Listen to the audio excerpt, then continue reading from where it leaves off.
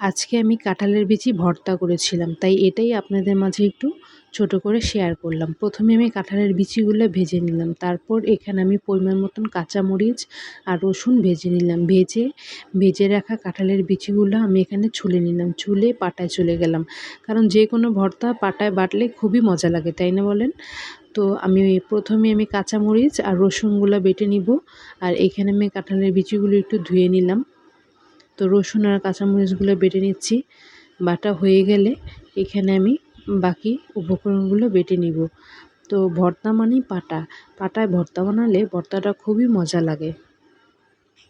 অনেকে ব্লেন্ডারে ভর্তা বানান, কিন্তু আমি সব সময় পাটায় বানাই। তো পাটায় ভর্তাটা খুবই মজা হয়। তারপরে এখানে কাঁঠালের বিচিগুলো আমি বেটে নিব। কাঁঠালের বিচিগুলো আমি বেশি মিশ করব না, একটু আস্ত আস্ত রাখবো, তাহলেই ভর্তাটা খেতেও খুব মজা লাগবে। এই কাঁঠালের বিচি ভর্তাটা আমি আরেকভাবে বানাই, সেটাও আমি একদিন আপনাদের মধ্যে শেয়ার করব।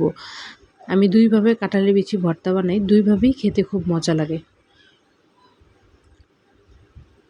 তো কাঁঠালের বিচিগুলো একে একে আমি এখানে একটু ভেঙে নিচ্ছি, যাতে আমার বাটতে একটু সুবিধা হয়। আসলে বাঙালিরা আর মেয়েরা ভর্তা হলে তো আর কিছুই লাগে না, তাই না?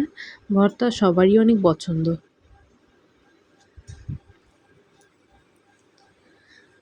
তো এই তো আমি বেটে নিচ্ছি, বেটে এখানে আমি পেঁয়াজ কুচি দিয়ে দিলাম। তারপর এখানে আমি একটু ধনিয়া পাতা অ্যাড করব। পেঁয়াজ কুচিগুলো হালকা আস্তে আস্তে রাখবো, পুরো বাটবো না। ধনিয়া পাতা অ্যাড করে দিলাম। এই তো আমার ভর্তা রেডি। তো দেখতেই পাচ্ছেন কত লোভনীয় লাগছে। তো আপনারা কিভাবে ভর্তাটা খান আমাকে কমেন্টসে জানাবেন।